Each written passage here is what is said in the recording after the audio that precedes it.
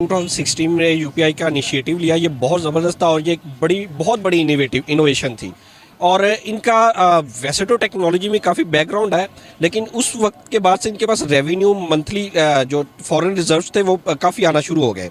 और उसका सबसे बेनिफिट उनको ये हुआ कि ट्रांजैक्शन में जो बैंक लोग चार्जेस देते थे, मुख्तलिफ किस्म के 500 रुपीज़ पर ट्रांजैक्शन देते थे, खा 5,000 रुपये भी आपने भेजना है तो ये आपको ट्रांजैक्शन पे करनी पड़ती थी।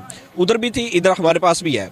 लेकिन अब वो लोग फ्री ऑफ कॉस्ट इसको यूटिलाइज कर रहे हैं और हम लोग आज भी वो 500 रुपये के करीब एक अमाउंट है जो हम पे कर रहे हैं। करते हैं नेपाल और इंडिया के बीच होने वाले ऑनलाइन कारोबार संबंधी समाचार से। अब नेपाल में पेटीएम और गूगल पे जैसे भारतीय डिजिटल वॉलेट से ही भुगतान कर सकते हैं। Nepal state payment gateway service private limited ने यूनिफाइड पेमेंट इंटरफेस नेपाल में लागू करेगी। उसके लिए देश अगले साल जुलाई तक अपने रियल टाइम भुगतान सिस्टम को लिंक करेंगे। सिंगापुर का भुगतान अब और भारत का एकीकृत को पारस्परिक आधार पर तत्काल धन हस्तांतरण करने की अनुमति। ईशान हमारे साथ जुड़े हैं। ध्यान देने वाली पहली महत्वपूर्ण बात है कि भारत में उपयोग की जाने वाली भुगतान प्रणाली या यूपीआई एकीकृत भुगतान इंटरफेस तक इस तकनीक तक पहुंच आसान है। लोगों का उपयोग करना अविश्वसनीय रूप से आसान बस और वे यूपीआई वैश्विक हो रहा है। मिलियनियर्स के साथ बैकस्टेज में आपका स्वागत है। मैं कालेब आपका मेजबान हूँ। एनपीसीआई इंटरनेशनल उन देशों में यूपीआई शुरू करने के लिए दुनिया भर के 30 देशों के साथ पहले से ही बातचीत कर रहा है और उनमें से 3 देशों ने पहले ही एमओयू पर हस्ताक्षर कर दिए हैं। हम में से कई लोग जो भारत में रहते हैं और भारत को अपना जे घर कहते हैं, जानते हैं कि यूपीआई भारत में। शुरू करते हैं नेपाल और इंडिया के बीच होने वाले ऑनलाइन कारोबार संबंधी समाचार से। अब नेपाल में पेटीएम और गूगल पे जैसे भारतीय डिजिटल वॉलेट से ही भुगतान कर सकते हैं। Nepal state payment gateway service private limited ने यूनिफाइड पेमेंट इंटरफेस नेपाल में लागू करेगी। उसके लिए gateway payment service private limited Bharat स्थित एमपीसीआई इंटरनेशनल तथा मनम इन्फोटेक के साथ किया है। इस समझौते के साथ ही अब 2 देश के विभिन्न बैंक तथा वित्तीय संस्था और भुगतानीय सेवा प्रदायक बीच विद्युतीय भुगतान करने का रास्ता खुल गया है। इसके साथ ही भारत के प्रचलन में रहने वाले पेटीएम, गूगल पे, फोन पे, भारत पे के डिजिटल वॉलेट से नेपाल में स्थित किसी भी बैंक खाता या डिजिटल वॉलेट के खाते में तुरंत ही रकम में अंतर करने की व्यवस्था की गई है। अंतर गर्न सकिने व्यवस्था गर्न लागिएको छ।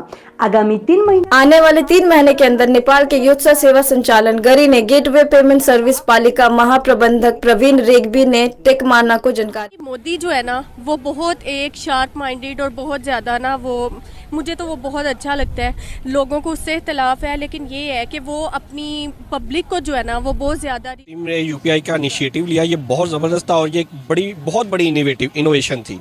और इनका वैसे तो टेक्नोलॉजी में काफ़ी बैकग्राउंड है, लेकिन उस वक्त के बाद से इनके पास रेवेन्यू मंथली जो फॉरेन रिजर्व्स थे वो काफ़ी आना शुरू हो गए। और उसका सबसे बेनिफिट उनको ये हुआ कि ट्रांजैक्शन में जो बैंक लोग चार्जेस देते थे, मुख्तलिफ किस्म के 500 रुपीज़ पर ट्रांजैक्शन देते थे, खा 5,000 रुपये भी आपने भेजना है तो ये आपको ट्रांजैक्शन पे करनी पड़ती थी। उधर भी थी, इधर हमारे पास भी है। लेकिन अब वो लोग फ्री ऑफ कॉस्ट इसको यूटिलाइज कर रहे हैं और हम लोग आज भी वो 500 रुपये के करीब एक अमाउंट है जो हम पे कर रहे हैं।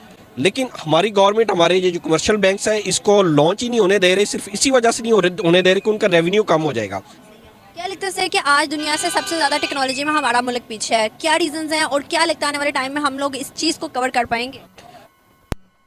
हिस्ट्री में जाऊंगा क्योंकि पाकिस्तान एज ए मुस्लिम जब 1857 में हमने एक तहरीक शुरू की सर सैयद अहमद खान में, और उस तहरीक में उन्होंने अंग्रेज़ी तालीम की तरफ फोकस ही नहीं दिया, बल्कि किसी भी तालीम के नहीं। उन्होंने इतनी एफर्ट की, मुसलमानों को राग़िब किया कि आप बस बेसिक एजुकेशन ले, तरफ आएँ, दुनिया आप निकल जाएगी। दुनिया को यूरोप तरक्की कर रहा था और हम लोग उस वक्त भी ये थे कि हिंदू, शिया, व्हाटएवर, हम इन चीज़ों में फंसे हुए थे।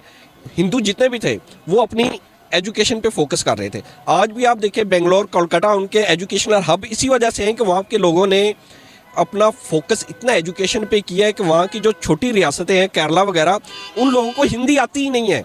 उनकी बेसिक लैंग्वेज है और उसके बाद इंग्लिश, और हमारी और बेसिक लैंग्वेज दूर की बात, हम आपस में एक दूसरे से प्रॉपर्टी मुल्क के अंदर नहीं बात कर सकते। हमारी उर्दू पे भी अगर हम देखें तो हमारी ग्रिप नहीं है बिल्कुल। क्या लगता है आपको आने वाले टाइम में इंडिया टेक्नोलॉजी में बीट कर पाएगा यूएस, चाइना और जापान, जो कि 3 मुल्क माने जाते हैं टेक्नोलॉजी? मैंने एक रिसर्च पढ़ी है, उस रिसर्च में लिखा हुआ है कि 2040 या 2050 के बीच में India will be the next super power. सबसे बड़ी दुनिया की मईशत होगी चाइना, चाइना के बाद सेकंड नंबर पे इंडिया होगा और टॉप 10 में पाकिस्तान का नाम ही नहीं है। इवन अब आप अगर तरक्की पजीर ममालिक में देखें, पाकिस्तान के जो लेवल के मुल्क थे जिसमें पाकिस्तान, इंडिया, इंडोनेशिया, मलेशिया बहुत आगे निकल चुका है।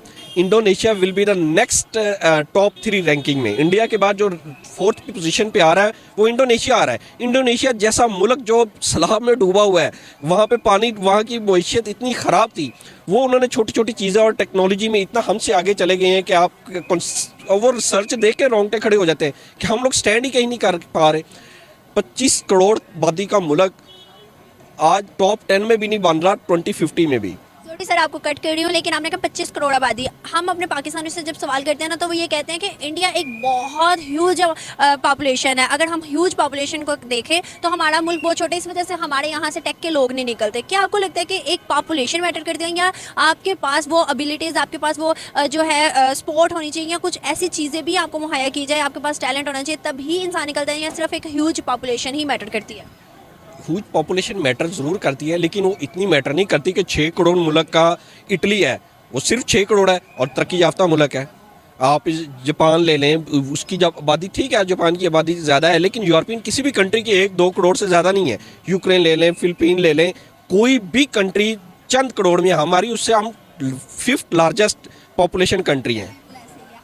5वीं उसमें आते हैं। अगर हम देखें, हम 5वीं पॉपुलेशन में आते हैं, तो इंडिया 5वीं बड़ी वो जो इकोनॉमी में आते हैं, यूके को बीट करके। इसके लिए अगर यूएस ने डिमांड किया तो ऑफ कोर्स उसके पीछे कोई ना कोई रीज़न होगी, कोई उसको बेनिफिट अगर नज़र आ रहा है उसके अंदर, या कोई एडवांसमेंट उसको नज़र आ रही है, तो फिर उसने ऐसा किया। दूसरा, अगर पाकिस्तान की बात करें तो हम पीछे इस वजह से हैं क्योंकि हमारी जो मैनेजमेंट है या जो बेसिक स्ट्रक्चर, जो लोग ऐसे हैं कि जो इस चीज़ को क्या ज़्यादा लेके आ सकते हैं यहाँ पे उस जगह पे फॉल्ट है। ऐसा नहीं है कि स्किल वाइज कहीं पे हम पीछे रह रहे हैं। बहुत सी कंपनीज ऐसी हैं, यूएस बेस्ड हैं, यूके बेस्ड हैं, फॉरेन बेस्ड कंपनीज इस तरह की हैं, जर्मनी के अंदर होता है कि जो यहाँ से लेबल लेके जाती हैं, या स्किल पर्सन बेसिकली, या फिर वो उनसे आउटसोर्स कर रहे होते हैं, रिमोटली काम करवाते हैं या इस तरह से। तो हम स्किल में कहीं पे पीछे नहीं हैं। अगर हम लोग यहाँ से जाते भी हैं तो एज ए लेबर, अगर हमें कोई बुलाता भी है, कोई हम यहाँ पे बैठ के भी काम कर रहे हैं, तो फिर फ्रीलांसर, क्या रीजंस हैं जो कि हम लोग इस तरह के ओहदों पे नहीं आ पाए, जो कि इंडियंस आगे सीईओज, ब्रांड एम्बेसडर, या फिर कोई हाई प्री, हम लोग लेबर की हद तक क्यों है? असल में उसके अंदर रुकावटें बड़ी हैं।